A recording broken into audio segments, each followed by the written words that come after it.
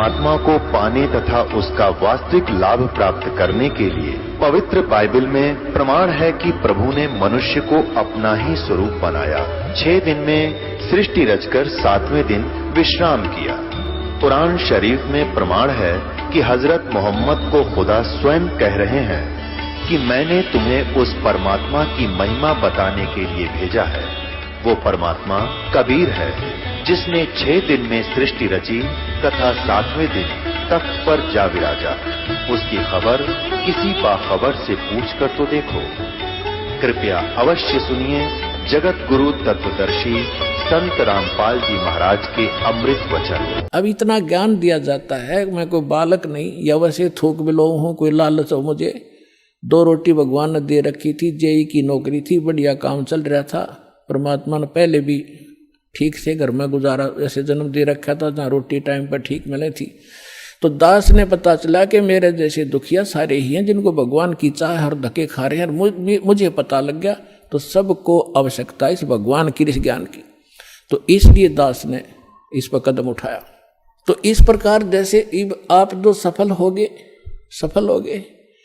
और एक बात और ध्यान रखना, आप यहां केवल उसी उद्देश्य को लेकर ना आना कि जैसे रोगी है वो रोग ही स्वस्थ हो, जिसको पुत्र की संतान नहीं है वो संतान ही हो तो बात बने। अगर संतान भी आपको आवश्यक होगी देनी तो यही मिलेगी, पृथ्वी पर कोई नहीं देगा आपने।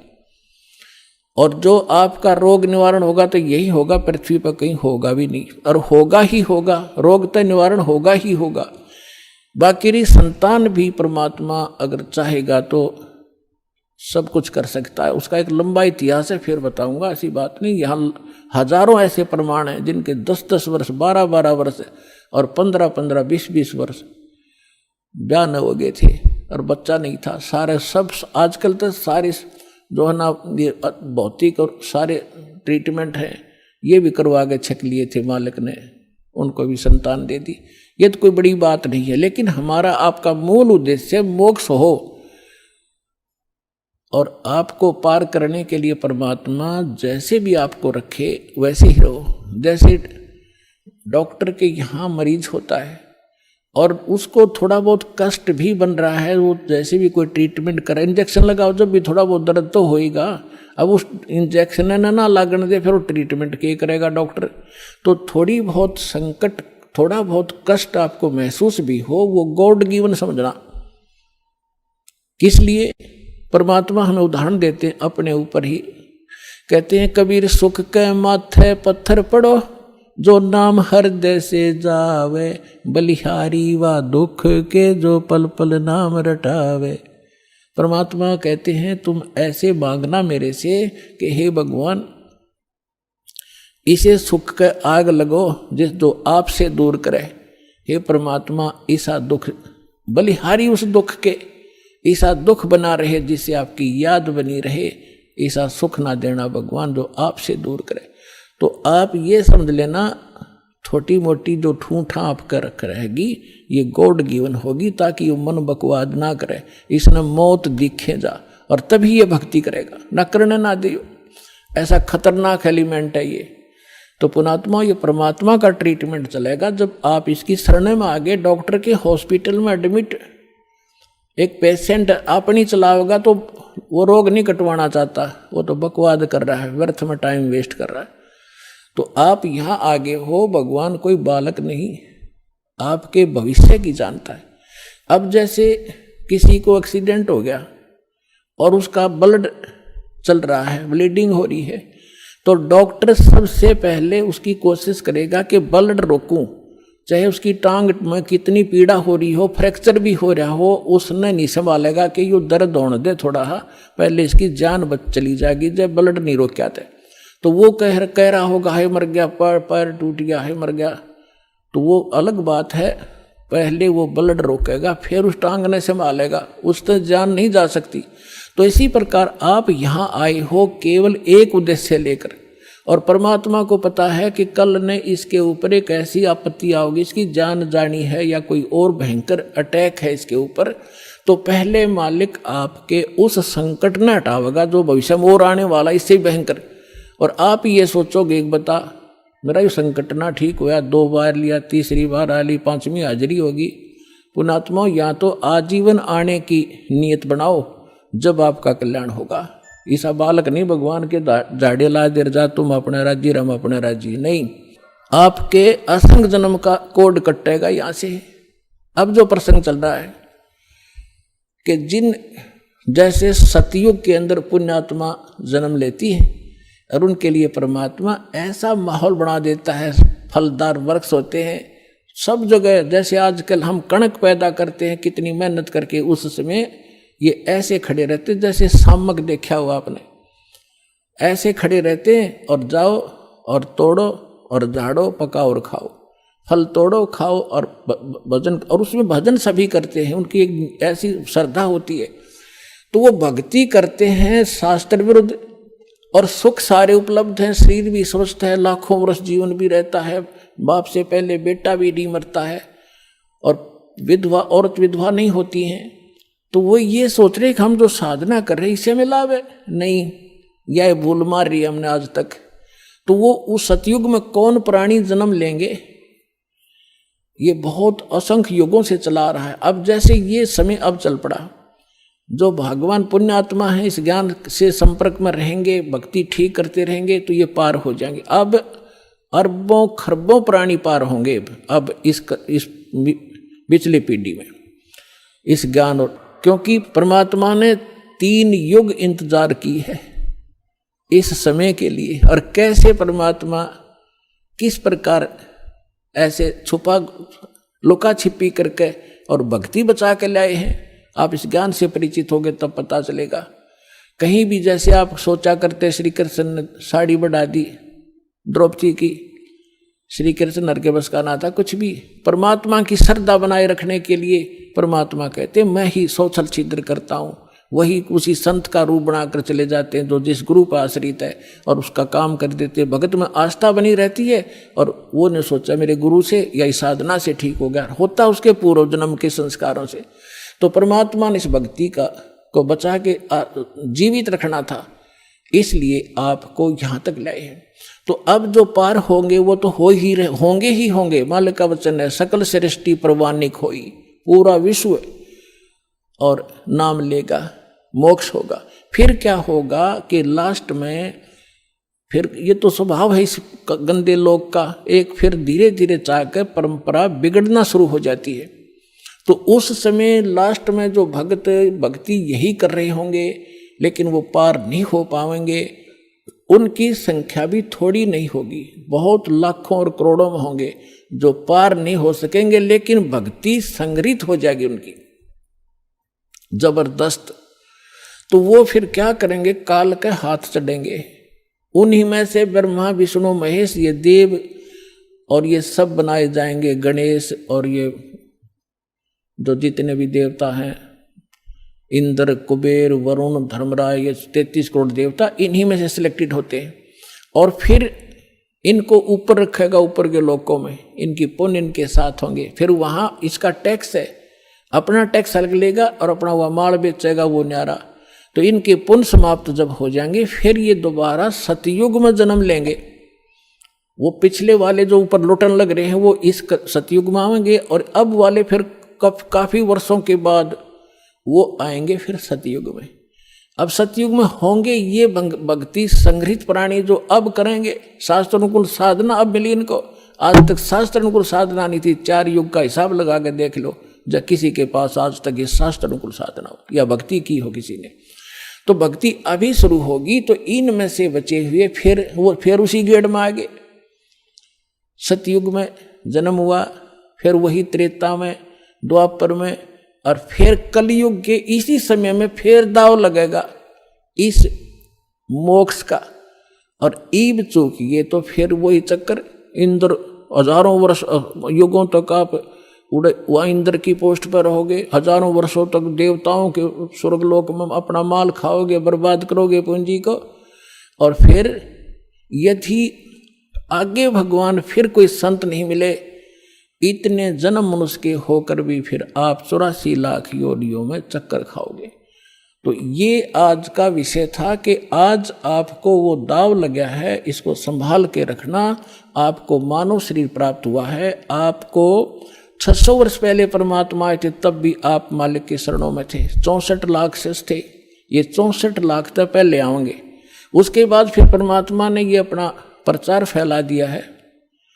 जैसे आपको बताया गया है कि ये वाणी उसको भी, जैसे कागभूषण की कथा सुनाई थी, 6 महीने कथा सुनकर उसका थोड़ा सा असर हुआ कि नाम ले लूं, तो ये इतना प्रचार होगा इस वाणी का, आंधी सी उठेगी। तो वो जो टर्न वाइज भी जिनका नंबर मनुष्य का आया है, वो कुछ दिन के बाद आ जाएंगे, शरण में आना पड़ेगा, और इस प्रकार ये सबका मोक्ष होगा। बोलो सतगुरुदेव। परमपिता परमात्मा पूर्ण ब्रह्म सारी सृष्टि के रचनहार कबीर देव कबीर साहिब कबीर परमेश्वर जी की असीम रजा से आप सभी पुण्यात्माएं परमात्मा की महिमा को सुनने के लिए उपस्थित हुए। आपके पुण्य संस्कार, आपके पूर्व जन्म के शुभ कर्म बहुत ही अधिक है, अत्यधिक है, तभी आपको परमात्मा की शरण मिली है। और ऐसे समय में आपका मानव शरीर है।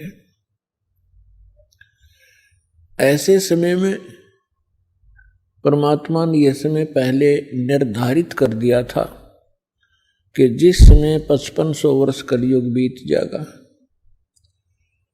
तब मैं अपना एक दास भेजूंगा। वैसे तो परमात्मा ने कहा है कि मैं स्वयं आऊंगा। परमात्मा स्वयं ना आए, अपना दास भेज दिया। प्रधानमंत्री स्वयं ना आवे हिसार में, अपना कोई रिप्रेजेंटेटिव भेज दे, तो एक का बात समझनी चाहिए, उसमें और प्रधानमंत्री में कोई अंतर नहीं होता। वो प्रधानमंत्री की सब पावर युक्त होता है और एक प्रांत को उस रिप्रेजेंटेटिव द्वारा मिलने वाली राहत पर्याप्त होती है। 600 वर्ष पहले परमात्मा ने अपनी प्यारी आत्मा धर्मदास जी को बताया था। पुण्यात्माओं, परमात्मा का विधान है कि वो अच्छी आत्माओं को मिलते हैं, उनको अपनी जानकारी देते हैं, अपने गवाह बनाते हैं। इस समय के लिए परमात्मा इस कलयुग के प्रारंभ में आए थे, प्रथम चरण में, और परमात्मा ने कलयुग को 3 चरणों में बांटा है।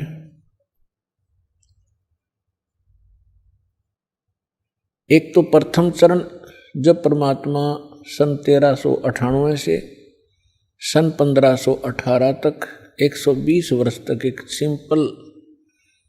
सिंपल मैन, सिंपल सिटीजन, आम नागरिक, साधारण नागरिक जैसा जीवन जी के उन्होंने हमारे लिए एक उदाहरण छोड़ा कि भक्तों, ये मेरी प्यारी आत्माओं, यदि आपने यहाँ से पीछा छुटवाना है तो यहाँ की सब बकवादों को सीमित कर देना,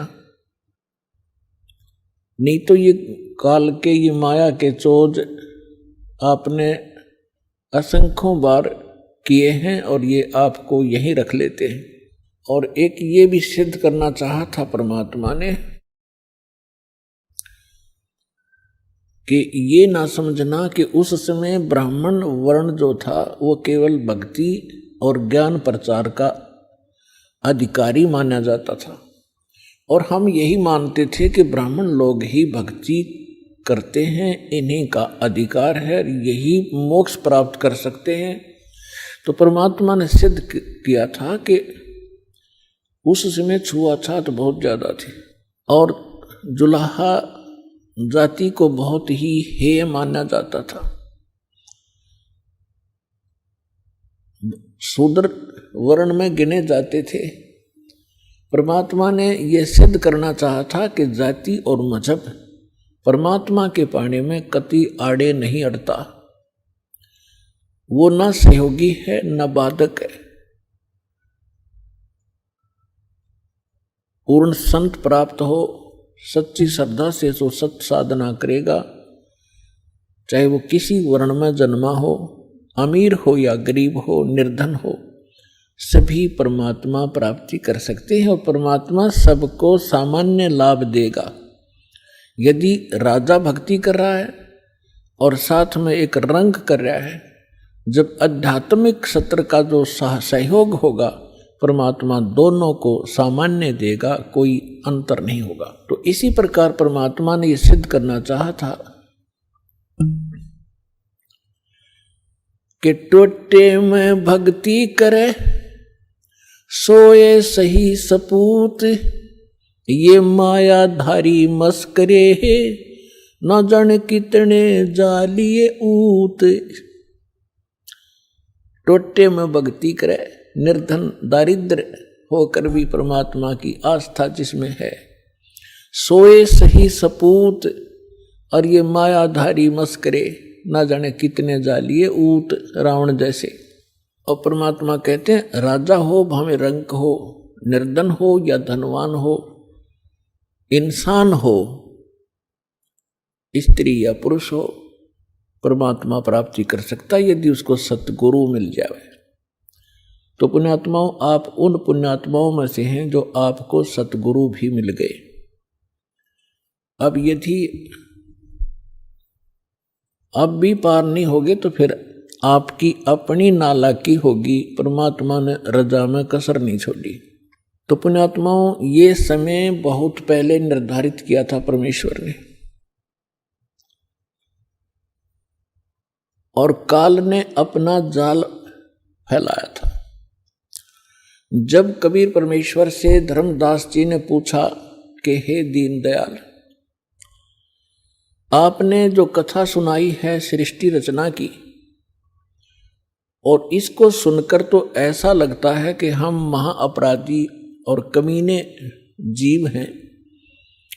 हम भरी थाली का ठोकर मार के सुख सागर को छोड़कर इस गंदे तालाब में, आप इस ओछे जल में आ गिरे। आपके साथ हमने बहुत चीटिंग करी।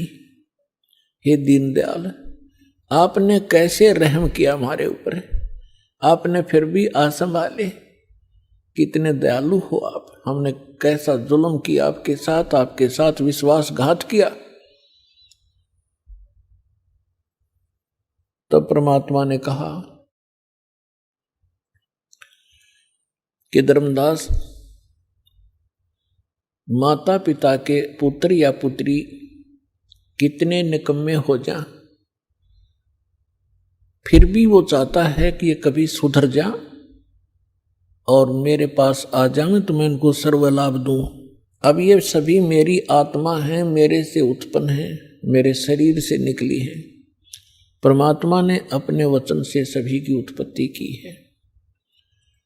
अब हम परमात्मा के पेट से बाहर आए हैं, और जो भी माता अपने बच्चे को, बेटा या बेटी को जन्म देती है, उसको कितने प्यारे होते हैं। दास ने देखा एक माई का पुत्र बिल्कुल जन्म से अपाहिज था, लाल गिरती रहती थी, ऐसे बांगा टेढ़ा मुख था, और वो माँ उसको इतना प्यार करती थी, लाड करती थी, उसकी लार धो के और चूमती थी, प्यार करती थी। तो पुण्यात्माओं, हम उस परम पिता की आत्मा है जो हमारे लिए भटक रहा है। हम कितने निकम्मे हैं, कितने नालायक हो गए, फिर भी उसके हृदय में हमारी न्यारी कसक है। हमने क्या गलती की थी, ये सृष्टि रचना के द्वारा आपको बहुत बार बता रखी है। आज विषय दूसरा है, इस करके थोड़ा सा हिंट देंगे, जिसमें परमात्मा ने सतलोक, अलखलोक और ऊपर के अगम और अनामी लोक सभी उत्पन्न कर दिए अपने वचन से, अजर अमर। और परमात्मा ने सबसे पहले 16 पुत्रों की उत्पत्ति की, उससे पहले 16 द्वीप उत्पन्न किए, उनमें सबको रहने को कहा। उनमें से एक पुत्र अचिंत था, उससे कहा कि आप सृष्टि रचना करो, शेष उसको अपनी सामर्थ्य का आभास कराना था कि तुम कितने सक्षम हो और क्या कर सकता है प्राणी परमात्मा के अतिरिक्त। तो उसने अपने वचन से अक्षर पुरुष की उत्पत्ति की। श्रीमद् भगवत गीता अध्याय नंबर 15 के श्लोक नंबर 16 और 17 में 3 पुरुष हैं, सरपुरुष, अक्षर पुरुष और उत्तम पुरुष है तो अन्य। उसको परम अक्षर पुरुष यानी परम अक्षर ब्रह्म कहते हैं, जो श्रीमद् भगवत गीता अध्याय नंबर 7 के श्लोक 29 में गीता ज्ञानदाता कहता है कि अर्जुन, जो व्यक्ति जरा और मरण से छूटने के लिए ही प्रयत्नशील हैं, उससे मोक्ष पाना चाहते हैं वृद्धावस्था से और मृत्यु से, वो उस तत्परम से परिचित हैं, संपूर्ण अध्यात्म ज्ञान से परिचित हैं और सब कर्मों से वो वेल नोन है।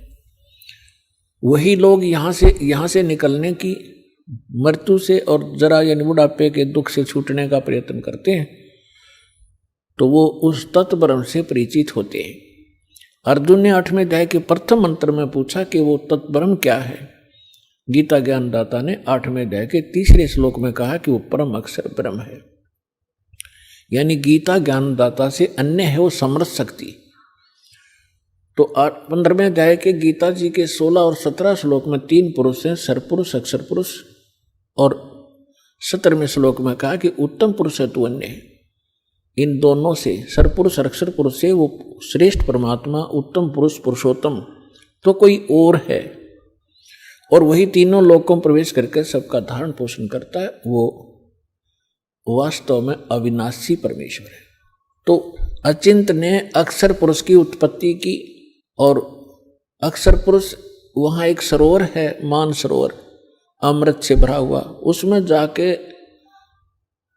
सो गया, गहरा चला गया। वहाँ श्वासों से जीवन नहीं है। काफी समय तक वो बाहर नहीं आया। आपको थोड़ी सी सृष्टि रचना का हिंट देकर आज का जो विषय है वो फिर चलेगा। अचिंत ने देखा अक्षर पुरुष सरोवर के अंदर, निद्रा के अंदर, गहरी निद्रा में सो रहा है, और अक्षर पुरुष के बिना अचिंत सृष्टि नहीं कर सकता। तब उसने अर्ज की कि अक्षर पुरुष निद्रा में है, प्रभु मैं कुछ नहीं कर पा रहा हूं।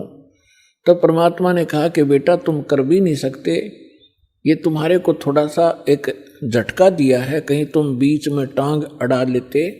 परमात्मा ने ये सिद्ध कर दिया कि समर्थ का काम समर्थ ही कर सकता है, और दूसरा कोशिश करेगा तो वो मार ही खाएगा। तब परमेश्वर ने उसी सरोवर से थोड़ा सा जल अपनी आचमन में लिया, अपनी शब्द से उसको अंडा बना दिया। अंडे में अपने वचन से, अपने ही अंदर से एक आत्मा उसमें प्रवेश कर दी। उस अंडे को बहुत बड़ा आकार का अंडा बना दिया, उसको उसमें छोड़ दिया। सरोवर में गड़गड़ गड़गड़ करता हुआ वो नीचे गया। तो उसकी गड़गड़ाहट सुनकर अक्षर पुरुष की निद्रा खुल गई। और किसी को कच्ची निद्रा से जगा दिया जाए तो उसमें थोड़ा सा क्रोध होता है। उसने क्रोधवश उसको देखा कि किसने मेरी निद्रा भंग कर दी, तो वो कोप उस अंडे पर टकराया, उससे अंडा फूट गया, उसमें से ये सरपुरुष निकला। सरपुरुष अब इस अध्यात्म ज्ञान को सुनने के लिए यह सृष्टि रचना एक मास्टर की समझ लेना। और जब तक आप इस सृष्टि रचना से परिचित नहीं होगे तब तक आप अध्यात्म का कोई सिर पैर नहीं समझ सकते। प्रथम बार कोई सुनेगा उसको ऐसा लगेगा जैसे दंत कथा बनावटी कहानी है। अब वो अंडा फट जाने से उसमें से सरपुरुष निकला, ज्योत निरंजन, जिसको काल भी कहा जाता है, जो 21 ब्रह्मांड का स्वामी है। तब परमेश्वर ने कहा कि तुम दोनों बाहर आओ। वो दोनों बाहर आ गए। उनसे कहा कि जाइए आप अचिंत के द्वीप में रहो, एक स्थान तीनों को दे दिया, अचिंत, सरपुरुष और अक्षर पुरुष। उसके पश्चात परमेश्वर ने स्वयं शेष रचनाएं की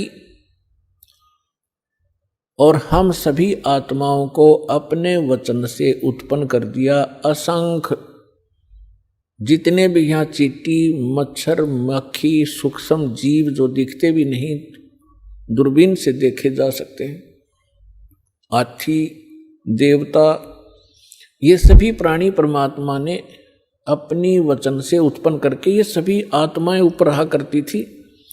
हम सभी की वहाँ सृष्टि थी, परिवार था और बहुत सुंदर महल, बड़े बड़े बगीचे, प्रत्येक के महल के आसपास बहुत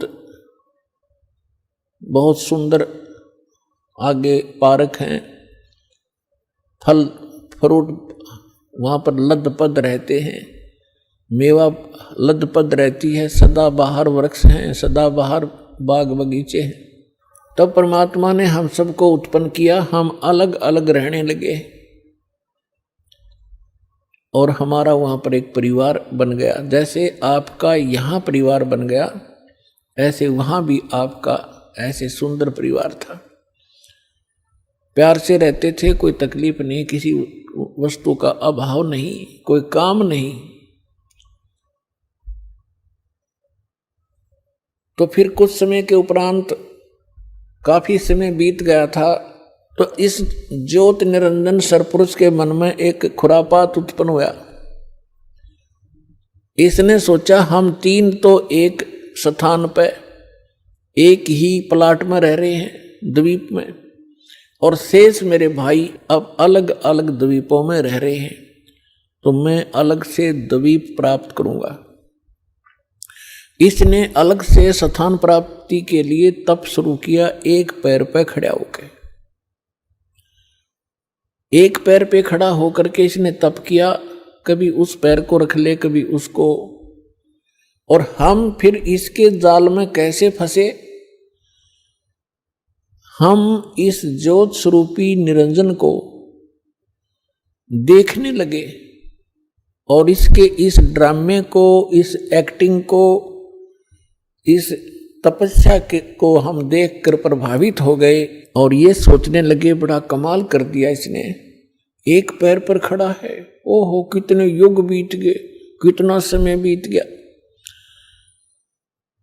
तो ये समझ, आज हमारे अंदर भी एक ऐसी प्रेरणा, ये धारणा या कमजोरी आज भी विद्यमान है। जैसे कोई एक्टर, कोई हीरो या हीरोइन, अभिनेता, अभिनेत्री, आप उसको देखते हैं, फिल्म वगैरह देखते हैं उनकी, तो उनसे इतने प्रभावित हो जाते हैं ये जवान नौजवान बच्चे, लड़के या लड़कियां, और वो कभी यहाँ आजा बरवाला में या हिसार में, तो ये नादान बालक है, उसको देखने के लिए वहाँ कई हजारों की संख्या में इकट्ठे हो जाएंगे और वो अपनी रोजी रोटी के लिए चटक मटक करते हैं और ये फजूल में मुफ्त में डले ढोने के लिए उसको देखने जाते हैं, उन पर इतने आसक्त हो जाते हैं और उनको अपना फेवरेट हीरो और हीरोइन बोलते हैं। मैं बताऊं, उनसे लेना एक न देने दो, वो उनको बता टिंडे देंगे, वह अपने लिए नाचें कूदें बकवाद करें, दो पैसे इकट्ठे करने की खातिर, और ये मुंह बाएं देखें जहाँ उसकी खातिर वो खड़ी इतने किलोमीटर पे। तो ये कमजोरी हमारे वहाँ हुई थी। हमें सारी सुविधा वहाँ प्राप्त थी, हमारा समर्थ भगवान हमारे को सब सुविधाएं दे रहा था और उस सुविधाओं को भूलकर, परमात्मा के एहसान को भूलकर हम इस नीच को देखने लगे, इस काल को। हम इस पर आसक्त हो गए जैसे ये बच्चे हो जाते हैं एक्टर्स पर। परमात्मा ने बहुत बार आकाशवाणी की कि बच्चों इसके इस ड्रामे में मत देखो, मस्त रहो तुम। हम ऊपर से सावधान हो गए जैसे हम बिल्कुल नहीं चाहते, पर अंदर कसक बहुत ज्यादा बन गई। वो तो अंतर्यामी है, हमारी सारी बात जानते थे कि अब ये गए काम तय। जब उसने 70 युग तक तप किया, तब परमेश्वर ने पूछा कि बोल ज्योत निरंजन, आप क्या चाहते हो, क्यों ऐसा ये हठ कर रहे हो। तब उसने कहा, पिताजी मेरे लिए ये स्थान बहुत कम है, मुझे कोई अलग स्थान दे दो, मैं अपना अलग स्थान चाहता हूं। परमात्मा ने कहा, ठीक है भाई। तब से राज मदमानम और जन्म तीसरे शुक्र सवानम, तेरे इस तप के कारण मैंने तुझे 21 ब्रह्मांड का राज दे दिया। जैसे एक धनी पिता अपने पुत्र को उसके हिस्से के 21 प्लाट दे दे खाली। अब उन ब्रह्मांडों को पाकर ये कभी उसमें जा रहा है, कभी उसमें कूद रहा है, सारा नाच कूद कर इसने सोची कि इसमें कुछ कंस्ट्रक्शन भी चाहिए। अब वो समर्थ है, सबका सब सारे मटेरियल उस परमात्मा से उपलब्ध हो सकते हैं। इसने फिर तपस्या की, 70 युग फिर तप किया। हम फिर भी इसको बहुत ज्यादा चाह रहे थे, ऊपर से सावधान थे पर अंदर से कसक गजब की थी। तब परमेश्वर ने पूछा, भी बोल क्या चाहता है ज्योत निरंजन, अब तुझे और क्या चाहिए। तब इसने कहा कि भगवान परमात्मा, हे पिताजी मेरे लिए मुझे कुछ कंस्ट्रक्शन करने का मटेरियल सामग्री दे दो। तब परमात्मा ने इसको 5 तत्व और 3 गुण दे दिए और कहा, ले बेटा खेल खिलौनों से। इनको पाकर के इसने फिर सोचा कि अब मैं इसमें कंस्ट्रक्शन भी कर लूंगा और फिर ये यहां मुझे अकेले का दिल लगे नहीं, इसके अंदर कुछ प्राणी चाहिए। इसने फिर से हठ योग शुरू किया। जब इसने तीसरी बार 64 युग तप किया तब परमात्मा ने पूछा कि बोल ज्योत निरंजन, तू क्या चाहता है। तो जो तूने मांगा मैंने दे दिया, अब क्यों हठ कर रहा है। तब इसने कहा कि प्रभु, हे परमेश्वर, हे पिताजी, मेरा अकेले का दिन नहीं लगता, कुछ आत्मा मुझे दे दो। परमेश्वर ने कहा कि देखो भाई, इस और तपस्या के लिए तू कुछ और मांग सकता है, अन्य तेरे को ब्रह्मांड दे दूंगा, लेकिन आत्मा नहीं दे सकता, क्योंकि ये मेरे अंश हैं और तू इनको घना दुखी कर देगा और मेरे से देखे नहीं जाएंगे फिर ये। तब इसने कहा था, नहीं पिताजी, मैं सत्य का राज करूंगा, जो जैसा कर्म करेगा मैं वैसा ही फल दूंगा, मैं कोई अत्याचार अन्याय नहीं करूंगा। परमात्मा बोले, भी पर एक बात है, यदि कोई सब इच्छा से तेरे साथ जाना चाहता है तो मैं अलाउड कर सकता हूं, नहीं तो मैं नहीं भेजूंगा अपनी आत्मा को, चाहे तो कुछ भी कहे। तो हम पहले से ही जो यहां आकर फंस गए, गधे कुत्ते सुअर मच्छर माखी सांप बिच्छू बनकर धक्के खा रहे हैं, हम पहले से इस पर आसक्त थे। जब ये हमारे पास आया, इसने पूछा, इसने कहा कि मैंने पिताजी से ऐसे ऐसे 21 ब्रह्मांड प्राप्त किए हैं, उनमें ऐसे ऐसे बाग बनाऊंगा, उनमें स्वर्ग बनाऊंगा, ऐसे ऐसे झरने बनाऊंगा, हीरे पन्ने जवाहरात के पहाड़ बनाऊंगा, क्या तुम मेरे साथ चलोगे। हम तो पहले ही आसक्त थे। हमने कहा कि यदि पिताजी आज्ञा दे देंगे तो हम चल पड़ेंगे, हम तैयार हैं। इसने पिताजी के पास, परमेश्वर के पास जाकर कहा कि हे भगवान, कुछ आत्माएं मेरे साथ चलने को तैयार हैं। तब परमात्मा ने कहा कि ऐसे नहीं, मेरे सामने स्वीकृति जो करेगा मैं उसको भेज सकता हूँ। अपनात्माओं, एक समस्या और आती है, क्योंकि हम इस नए ज्ञान में सुनते हैं तो हमारे अंदर इतनी शंकाएं उत्पन्न हो जाती हैं, जैसे सावन के महीने में घास फूट जाया करे, निरी शंकाएं पैदा होंगी। पर शंका का समाधान इस सत्संग से होगा, सुनते ही रहना, सुनते ही रहना, अपने आप सेटिंग हो जाएगी। अब आपके मन में ये आवेगा कि परमात्मा तो जानी जानते कि हमें कितना कष्ट होगा, तो हमें यहाँ नहीं भेजना था। हम अपनी गलती नहीं मानते कि हमने अपने परम पिता को छोड़कर इस नालायक पर आस्था नहीं करनी चाहिए थी, जो हमें सारा सुख दे रहा था, और वो तो त्याग दिया और इस नंग के पीछे लाग लिए जो आप भिखारी उस परम पिता का। अपने आत्माओं, दूसरा ये एग्जाम्पल समझिए कि जैसे सेब विक्रेता होता है, उसको सेब कितनी प्रिय होती है, कितनी कॉस्टली होती है। 1, 2, 3, 4, 10 यदि सेब खराब हो जाती हैं, वो उन सेब को उन सेबों में नहीं रख सकता जो स्वस्थ है। वो भले ही उसको खूब कष्ट होता है, दुख होता है, उसको ये पता है कि देख मेरे को 100-200 रुपए की हानि होगी, वो फिर भी उन खराब सेबों को उठा के और कूड़े में फेंक देता, उसने सूअर खाया कर। भले उसकी आत्मा दुखती है कि मुझे कितनी हानि होगी, लेकिन रख नहीं सकता कि ये और भी डूब देंगी। तो हम खराब सेब हो गए थे और परमात्मा ने हमारे को वहां से फेंकना अनिवार्य समझा था। ये एक और एग्जाम्पल आपको बता जा रहा है। अब परमात्मा ने हमारे से आकर पूछा कि बोलो भाई कौन जाना चाहता है इसके साथ। तो हम अपने पिता के सामने बोल नहीं सके, शर्मिंदा हो गए, लज्जित हो गए, नीची गर्दन कर ली, क्योंकि वो पहले ही कहा करते थे कि इस पर आसक्त ना होना। तब परमेश्वर ने कहा, वो सन्नाटा छा गया, साइलेंट हो गया, सब कुछ शांत हो गए। तब परमेश्वर ने कहा कि क्यों भाई ज्योति निरंजन, ये तो कोई नहीं बोल रहा, तू कह रहा था मेरे साथ जाना चाहते हैं। उसी समय एक आत्मा खड़ा हुआ और उसने खड़ा होकर के कहा कि पिताजी मैं इसके साथ जाना चाहता हूं। अब बाकी हमने सोचा कि यो एकला एक वहां सारी लूट लेगा और हम रह गए पाछे, तो हम भी फिर खड़े हो गए, दोनों हाथ ऊपर ने कर लिए।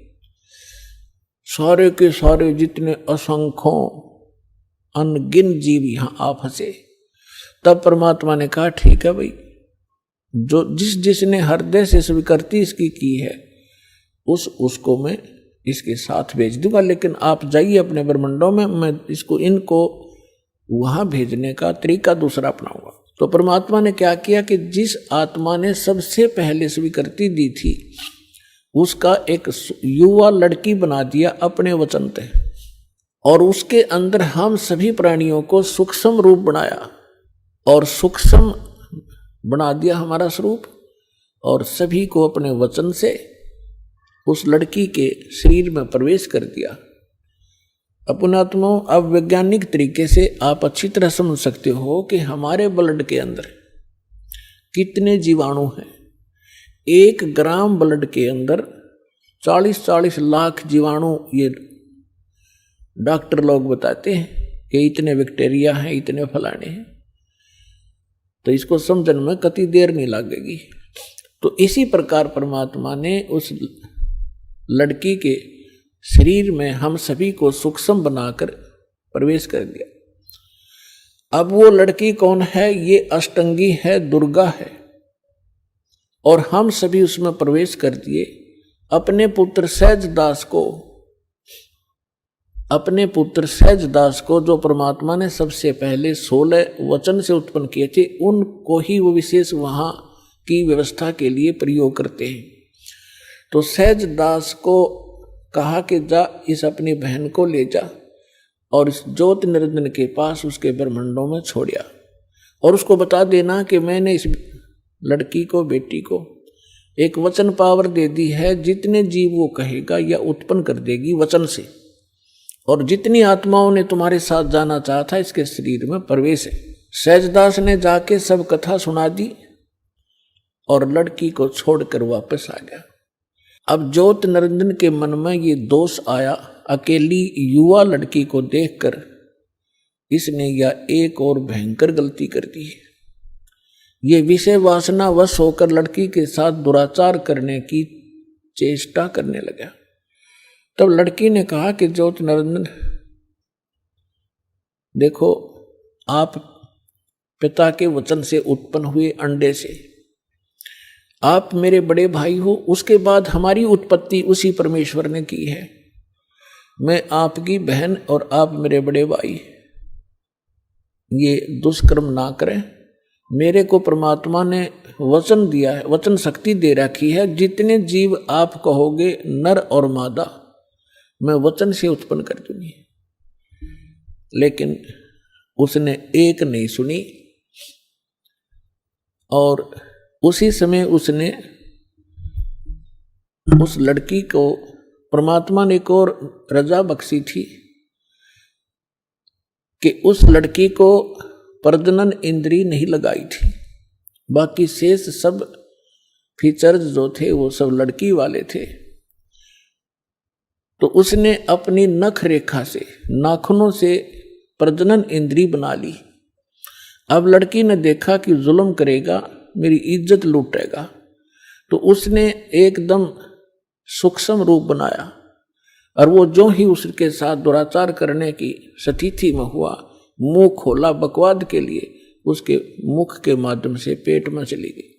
और वहां जाकर के उसने पुकार किया कि हे पिताजी मेरी रक्षा करो, मेरे साथ इसने ऐसा दुर्व्यवहार किया। परमात्मा को पता था कि तुमने यही टिंडे देगा यू, उनको पहले ही मालूम था। हो गया शुरू ड्रामा इसका। तब अपने पुत्र जोगजीत का रूप बना के, जो प्रथम 16 उत्पन्न हुए थे उन्हीं के रूप में परमात्मा यहाँ आते हैं और उसके लोक में भी जोगजीत रूप बनाकर गए थे।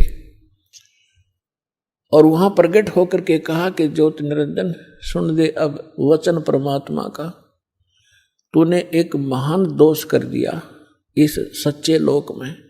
और ऐसे सच्चे लोक में ऐसे जुल्म करने वाले को ये दंड लगता है, ये दोष लगता है, अपराध लगता है, उसको एक रोग लगता है। आज से तेरा नाम काल होगा। लड़की को तूने बदतमीजी से दुखी किया और तेरे पेट में ये चलेगी, तूने इसको निगल लिया और 1 लाख मानव शरीरधारी प्राणी तू डेली खाया करेगा और 1.25 लाख उत्पन्न किया करेगा।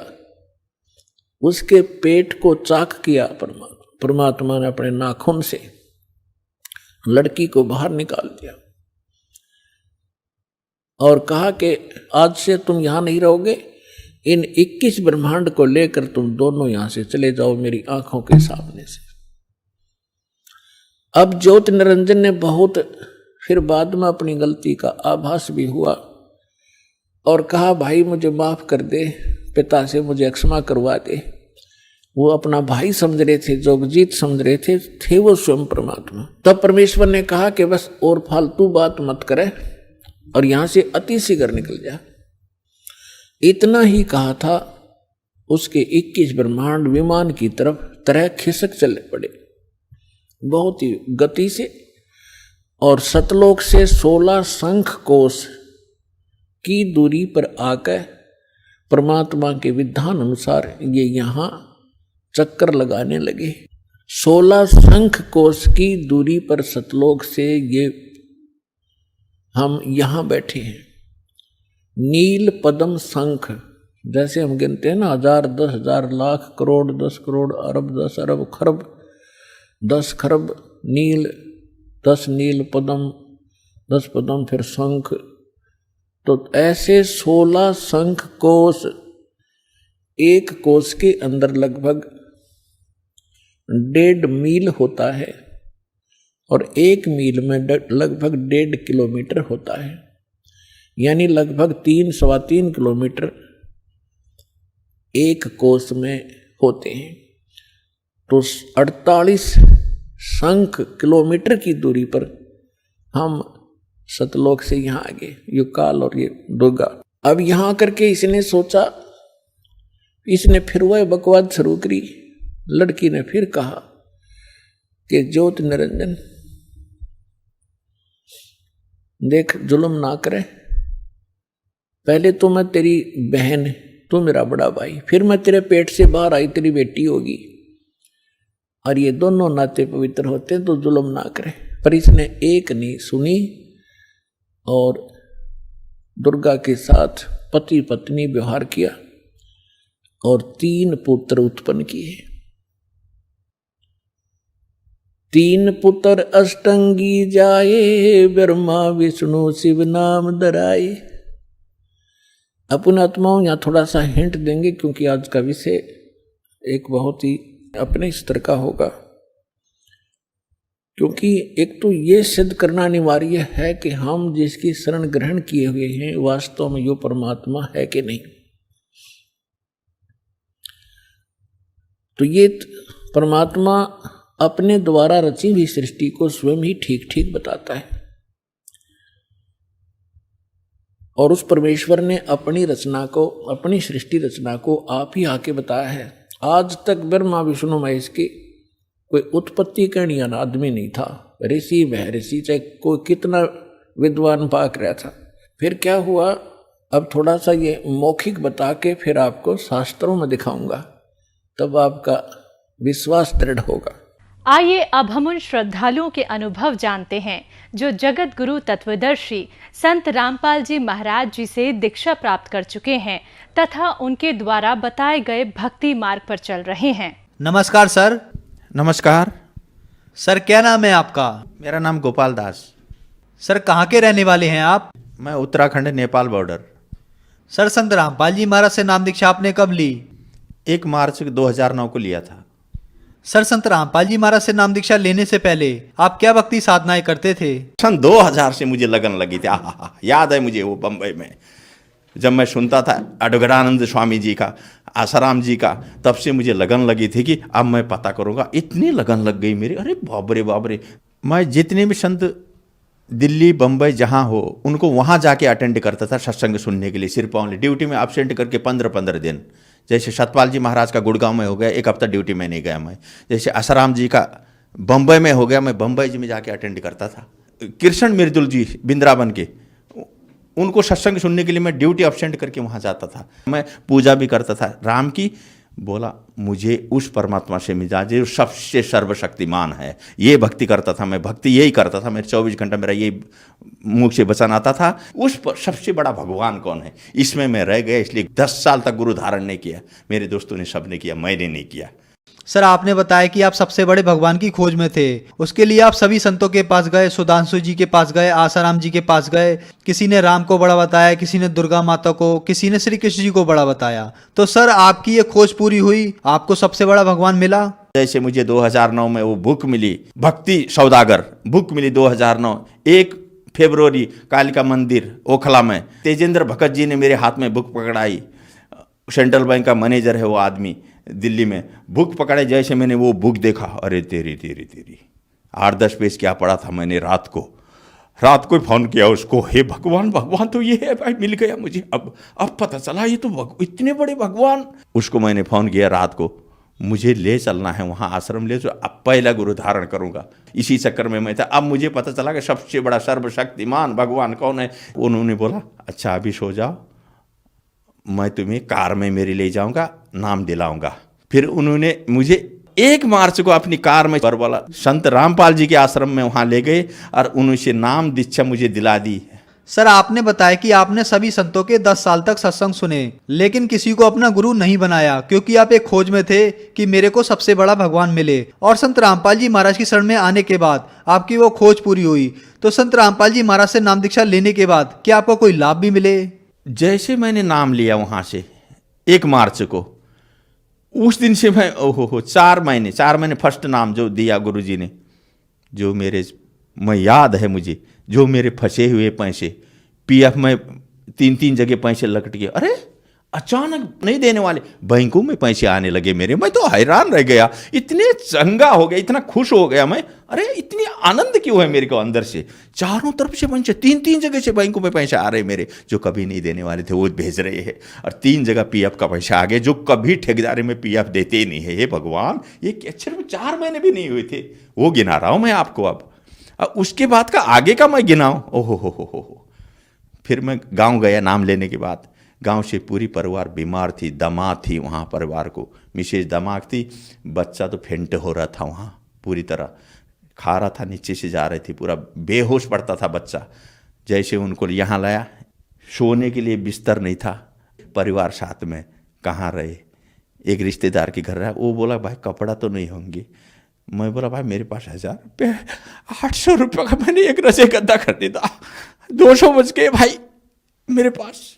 याद है मुझे वो दिन लाजपत नगर में नौकरी लग गई मेरी, मालिक ने पता नहीं नौकरी लगा दिया, ऐसी नौकरी लगा दी। अब वहाँ से शुरू हुआ, नाम भी मिला, नौकरी भी लग गई, रोटी नहीं मिल रही थी, किराए में मकान लिया, किराए में रहता था, फिर अभी में शुरू हो गया किराए में रहना, नौकरी में तरक्की हुई। मैंने 20 साल बम्बई में नौकरी करी, 20 साल की कमाई मैंने भाई को भेजता रहा, उसने ज़मीन गांव में ले ली, मैं गया नहीं गांव में, ले लिया है क्या जाना है, उसने अपने नाम पे ज़मीन कर दी, मेरी भी उसी के नाम पे थी पूरी ज़मीन। फिर मैंने भाई को बोला मेरे नाम पे आप कर दे भाई ज़मीन, और उसने नाम पे ज़मीन नहीं किया, मेरे नाम पे। फिर मैं बच्चों को लेके दिल्ली आ गया, फिर मैं गुरुजी से अर्ज़ किया ज़मीन हड़पने की, 13 साल बाद गुरुजी से अर्ज़ किया। गुरुजी ने बोला बेटा तेरी ज़मीन मिलेगी, झगड़ा मत करना। और जैसे गुरुजी ने ऐसा आशीर्वाद दिया मुझे 2013 में, और जैसे बरवाला से सत्संग सुन के मैं घर में आया, दिल्ली में किराए में रहता था, और किराए में रहने के बाद 5वें दिन उसने गांव से पूरा कोर्ट का डॉक्यूमेंट पेपर भेज के, वहाँ का सब भेज के यहाँ आदमी को भेजा, और चल भाई तेरी ज़मीन तेरे नाम पे करता हूँ करके वो आदमी लेके मेरे को ढूंढ रहा है कि एड्रेस ढूंढ रहा है। किराए के मकान में रहता था मैं, ऊपर मकान वाले बोलता कौन आया है देख। जैसे मैंने देखा वो तो गाँव का आदमी है, घर में आया, पूरा डॉक्यूमेंट टेबल में रख दिया, बोला ये देखो पहले तुम्हारी ज़मीन जो थी वो तुम्हारे नाम पे करने वाले है, अब चलो भर के। जैसे वहाँ से भी फ़ोन आ गया उसका भाई का, बोला आजा तुम्हारी ज़मीन तुम्हारे नाम पे करता हूँ। ये हम अनहोनी हो गए, घर में बाल बच्चे, बीवी बड़ा खुश हो गई। जैसे मैं गया गांव में, उसको बोला चल फिर नाम पे कर दे। जैसे गए कोर्ट में, आहा वो देखते ही बनता है, पसीना पसीना हो गया वो पूरा। 80 लाख की मेरी ज़मीन, आज की नहीं 2013 की बात बता रहा हूँ, 80 लाख की उस टाइम पे वो ज़मीन। अरे 1 लाख तो मांग लेता, 2 लाख 5 लाख तो मांग लेता, पसीना पसीना हो गया कोर्ट में जब नाम में डाल रहा था।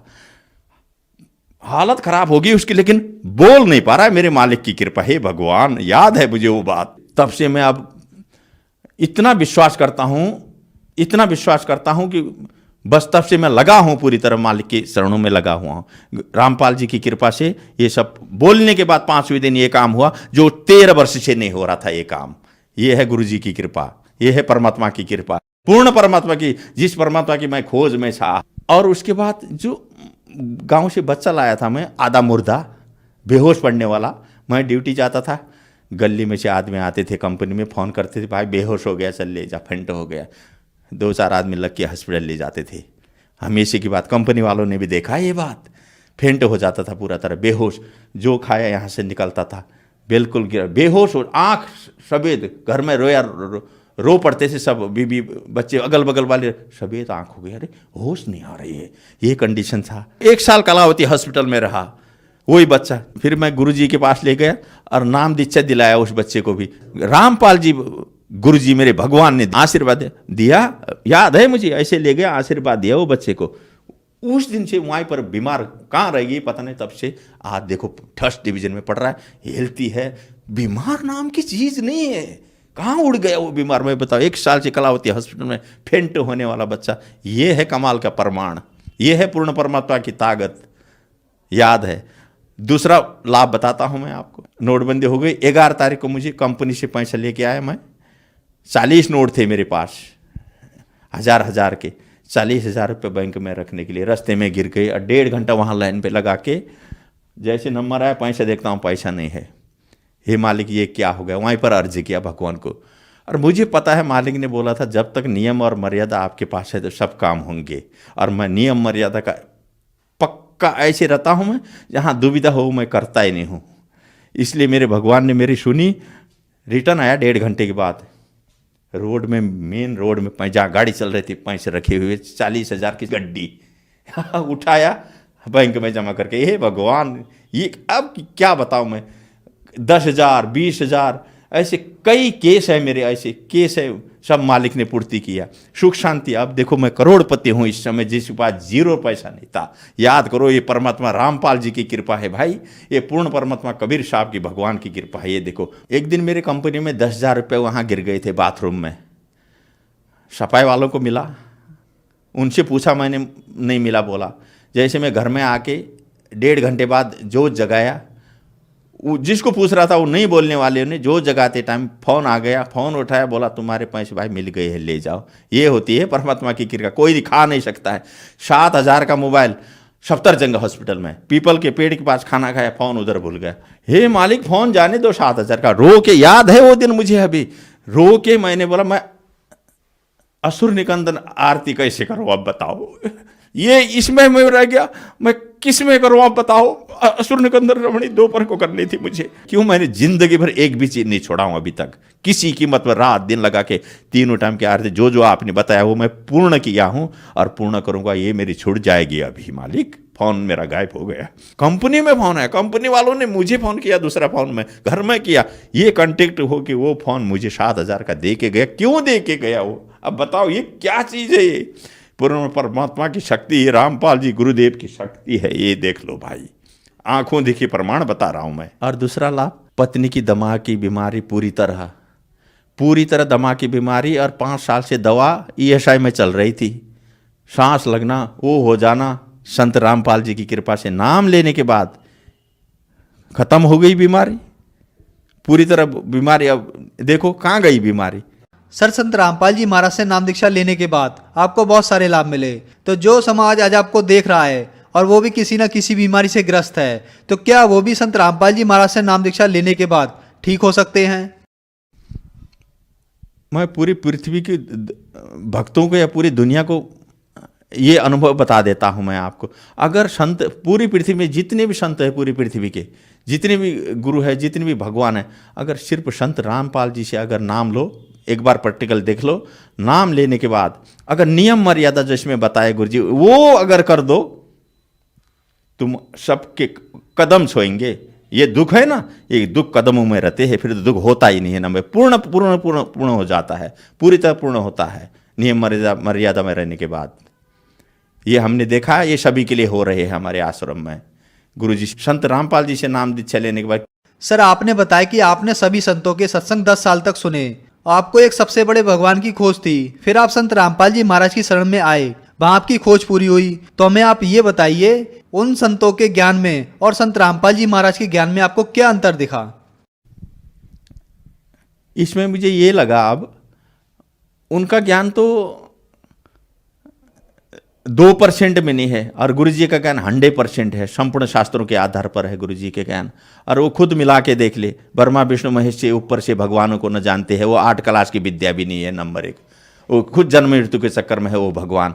अब पूर्ण परमात्मा की बात तो बातें अलग हो गई, ऊपर के भगवान की बातें अलग है, क्षर अक्षर परम अक्षर, ईश्वर परम ईश्वर को तो कोई जानता है नहीं पृथ्वी में। संत जो गीता में पढ़े हुए है, गीता में पूरा लिखा हुआ है, चारों वेदों में है, गीता में है। बताओ, इन ग्रंथों में लिखी हुई चीज को भी नहीं समझ पा रहे। इन संतों से क्या, इनको तो अपने ग्रंथों का याद नहीं है, इनको ग्रंथों का जानकारी नहीं है, नंबर 1। गीता के बारे में किसी संत को पता नहीं है। बताओ, बड़े बड़े संतों को देख लो आप, कोई बता नहीं सकता गीता के बारे में, संत रामपाल जी ही बता सकते हैं इन शास्त्रों के बारे में। सर, संत रामपाल जी महाराज से नाम दीक्षा कैसे ली जा सकती है? पूरे हिंदुस्तान में, हर स्टेट में, हर डिस्ट्रिक्ट में पूरे नामदान केंद्र खुले हुए हैं भक्तों के। पूरे भारत की बात कर रहा हूँ मैं, नामदान केंद्र खुले हुए हैं। जो आदमी जिस स्टेट का जिस जगह का रहता है, वहाँ पूरा नामदान केंद्र में कांटेक्ट करो, संत रामपाल जी से नाम दीक्षा लो और अपना कल्याण कराओ। धन्यवाद सर। नमस्कार, सत साई।